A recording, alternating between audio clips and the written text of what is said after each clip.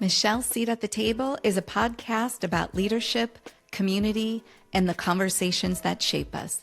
This is a space for those navigating the complexities of leading teams and building communities. So whether you're finding your voice, building a team, or simply looking for a place where you belong, there's a seat here for you. Pull up a chair and join me, your host, Michelle Radney, at the table. Can you give us an example of how this has played out in, a make-believe example of a negotiation that's happened and how someone might come to the table? First of all, once you get the offer, be quiet, because you really want to make sure you're not having some type of knee-jerk reactions. I've had an offer brought to me, even internally, and it was not what I expected. And I'm coming with years of experience. So again, I asked that question first of all of, can you share with me again some of the skills that you're looking to bring onto the team? I'm looking for someone who has Salesforce experience. I'm looking for someone who's led large groups. And why are you looking for those things? Mm-hmm. Because if I had those things, my team would move faster, so on. So I'm building the value. So I am a person that is going to, at the end of the day, drive better results. Can you quantify what those results would be? And I said, well, we've got to get to a $10 million ramp. So if I can help you get to that $10 million ramp with all the skills I'm bringing, how can you share with me how that $10,000 additionally I'm asking for is a barrier? Oh, I like that. Because I'm now going to get you to 10 million. So now we're talking about 10,000. So how is that a barrier? Relating it to the value and what they're trying to accomplish. I really like that. I really like those takeaways, and especially the example of $10,000. So depending upon what kind of work you do, when you think about a corporation, $10,000 over the course of 12 months is really so nominal. Yes. And it's about being able to articulate what you bring, being able to compare and reference what it is they're looking for, what success looks like. I think that's another part of this, is asking what success looks like, to be able to say, and here's where my skills, here's where my experiences add to what the value that you'd be getting when you bring me on and when I join your team. Yes, and how we'll get there faster. Get there faster together. Yes. You're going to go and grow. If you think about advice that you've given people along the way, what are some of the key takeaways that people have said, this is what's helped me in my conversations, whether it's a salary negotiation or a customer negotiation? What are some of those tips that people have said, this is what really made the difference? So I think that pregnant pause, just purposely pause and asking questions, even if you're asking questions back on what they're looking for, what success looks like, and being comfortable in knowing your value. Some feedback that I've gotten after I've had a couple of these sessions, they came back and said, I was comfortable in self-promoting because I had already understood my value. So it's not like something they had to think about at the fly. They had it written out. Here's what I'll bring. And they had that in front of them. So it was easier to comfortably talk about what you've done without sounding, boastful or prideful, which is okay, but it is creatively how you have that discussion. You don't have to be confrontational, difficult conversations. It is a conversation around value. And I think this also applies. So there are a variety of people that listen to this podcast. Some are in healthcare, some work for pharmaceutical companies, some are in real estate. I also got a question about consulting. I think all of these principles apply regardless if you're in the financial services industry, if you're a salesperson, or if you're somebody who is in marketing at consumer organization. I think they all apply, and that's the uniqueness about negotiations. The principles are the same when it comes to how you approach the conversation.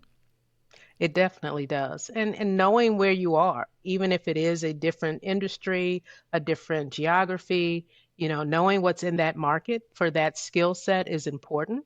What they may pay for in Tennessee versus somewhere you're living in California. You want to make sure there is a geo differentiator and what that looks like. So those are questions you can ask even in the interview process. Yes. People wait to talk about salary, at the offer. I've never waited.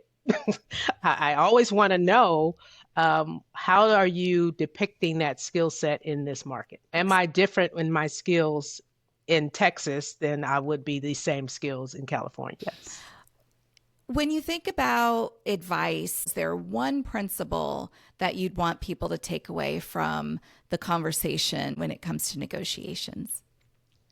Yes, I think advocating your value respectfully is professionalism. It's not conflict. That's where you have to get comfortable in your value. What I really stress to people is it's beyond the number. What are the other points of negotiation that are important to you? If you, Mm-hmm. want to remain a remote worker, is that flexibility there? A lot of people don't think about equity, stock. If this is a company that you want to be at and you see yourself long term, then you want to understand what that stock option plan looks like.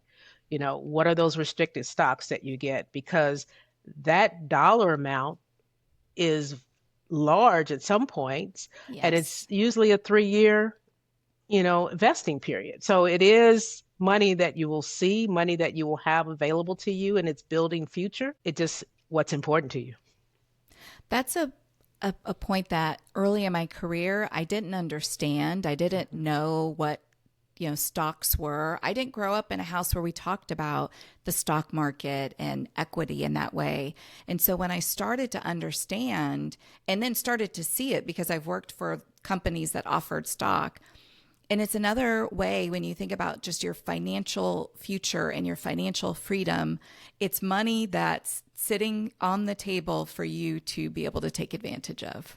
Oh yes, I think I really hit home with my children growing up with raising them. Is one son loved McDonald's and one son loved Disney, and you always say, y'all spend so much money, y'all should have stock in these companies. And I'm like, why don't y'all have Why stock in don't these they? companies? Yeah. And their allowance start to buy shares of stock. So when they were of age and needed a car, they were able to sell their stocks and purchase a car. So again, showing that usefulness of stocks and now today in their careers, there's no way they would pay pre-tax 401. They want to do a Roth because they're thinking about the future. So again, it's just been helpful to have those conversations. And then when I do financial literacy, which I work with an organization here in Dallas for women, they can't see beyond today. And it's real Right. important to have those conversations about long term. What does that look like when you're in your 50s? Tell me how you want to live, and Mm-hmm. then they start to understand, well, to do that, I've got to eliminate expenses, I've got to start saving more. So you bring them into that discussion and they get there on their own. Because some people can't see having $1 million at retirement. That number just doesn't make sense to them. But let's start small and let's understand how we build and what do you want to do. I'm so passionate about that and helping people get there, and an experience that I learned along the way when it comes to what that financial future, and to your point around the investing. And there are so many people that don't understand their company retirement plans because if Yes. you're earlier in your career, you're not thinking about retirement. However, when you look back, it's so much compounding money that's on the table. When you start investing early, it's gone out of your paycheck before the paycheck hits the bank. And so it's not money that you see, it's not money that Yes. you miss. And I'm sure that's part of the conversations that you have also around financial literacy. Yes. And even in negotiating, the question has to be asked, do you match and at what percent? Because that tells you a lot about the company also if they're not willing to have folks invest and they be able to support that investment. So all of those play into a role. One of the reasons why I started this podcast, Michelle's Seat at the Table, is it really is my way of giving back. sharing honest conversations about leadership, about the journey along the way, about building community. Was there a moment or a time of someone pulling out the chair for you at the table? Great question. Actually, there was twice it happened for me in different levels of my career, but the first came from Liddy Brown, who had just come into my organization, and she met me and she said, "I've heard about you." So again, reputation in your work can sometimes precede you even meeting the person.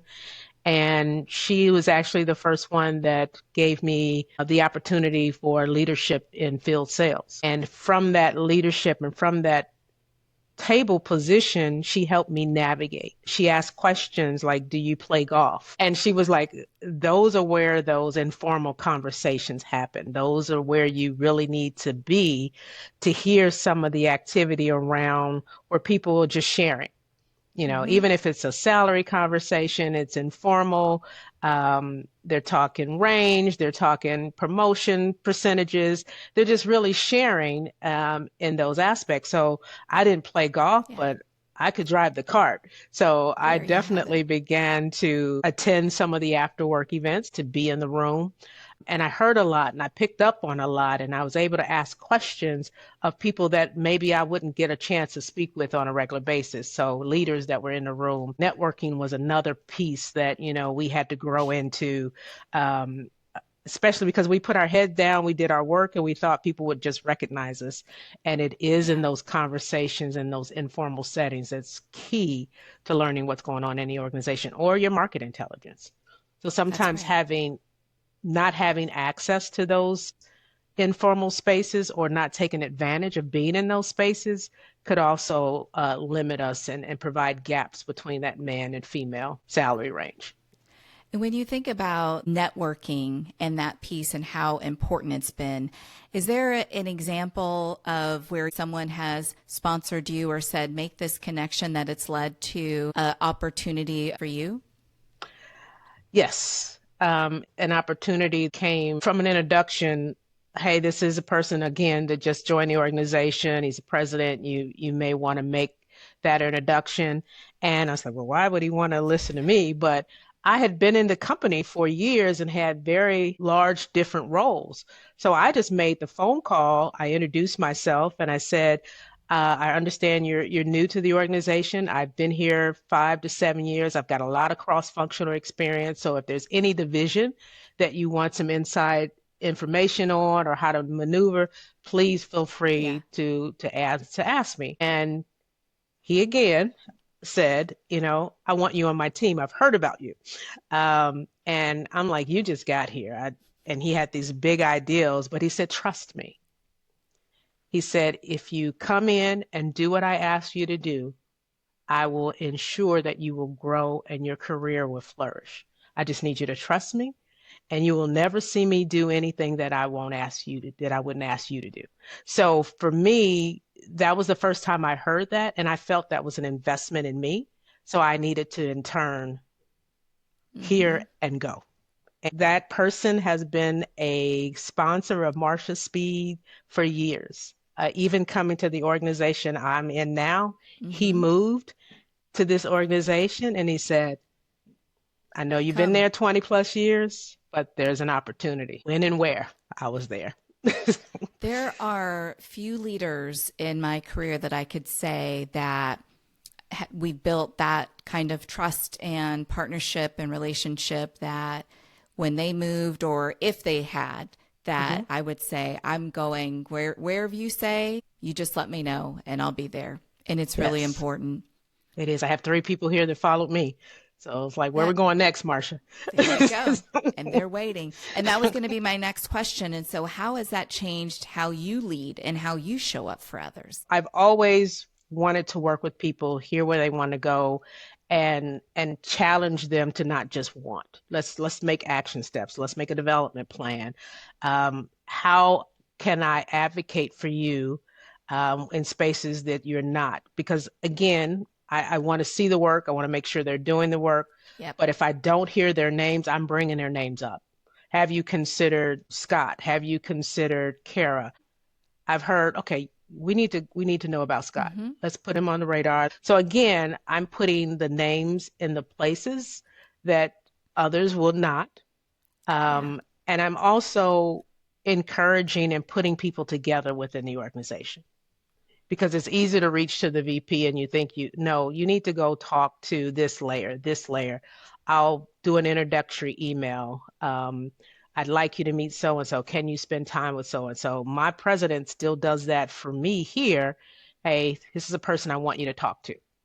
So how do we continue to make Yes. those connections? And that's networking. It's networking, and sponsorship is so critical. Yes. And on a previous episode, we talked about mentorship and sponsorship and how it's really critical in career growth, but also how there are certainly women and people of color who have less opportunity for those sponsors and those mentors. And so, like this leader you said, who said, I know about you, I've heard about you, and now you show up to be that type of leader for others and Yes. speak on behalf of them when they're not in the room. Makes all the difference. It does. It does. And it's not so much as asking, can you sponsor me or will you be my mentor? It really is having an understanding of what people know about your brand. Yes. Well, listen, branding is a whole nother Another. podcast conversation. We'll have to have you back. I may have to do some snippets from several people to get to branding because I do think it's important and it's a critical piece in your reputation. So before you even show up, Yes, what do people think? What do people know? And it takes work and it takes time. it But I does. won't get too far into the branding Okay. conversation. Just protect it. Protect your brand. That's for sure. Protect your brand. Okay, I have some rapid fire questions. The Okay. answers don't have to be so rapid, but this has been such a really great conversation and there's more fun to be had. So, to get to know a little bit more about you, are you currently binge watching anything? I am. There's two actually, The Okay. Pit and His and Hers. Oh, I have heard a lot about the pit. I Yes, have not reminds me of started my watching it. ER days back in the day. So Okay, that's a good one. And what's your favorite meal or favorite type of food? anything spicy. So spicy Chinese, spicy Mexican, I can go. Yeah. I like spicy also. Are you an early bird or a late owl? Late out. Late out. Okay, because you're up binge watching shows also. No, actually, because I start, and it's so funny, you would think I'm an early riser, but I'm not. I'm starting to get at my desk at early 7:30, 8 o'clock.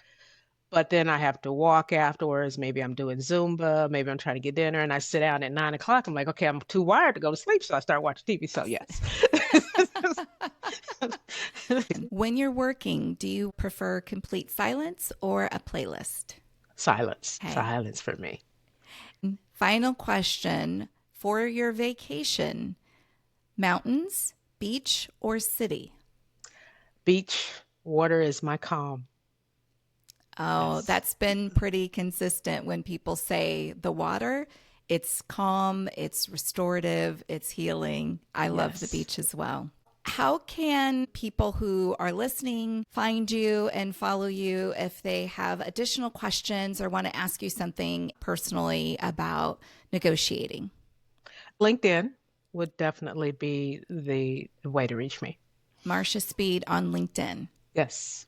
I will put it also in the show notes. I want to Okay. thank you again so much for joining me today. It's been such a great conversation. And until next time, keep leading, keep growing, and making room for others at the table. So thank you.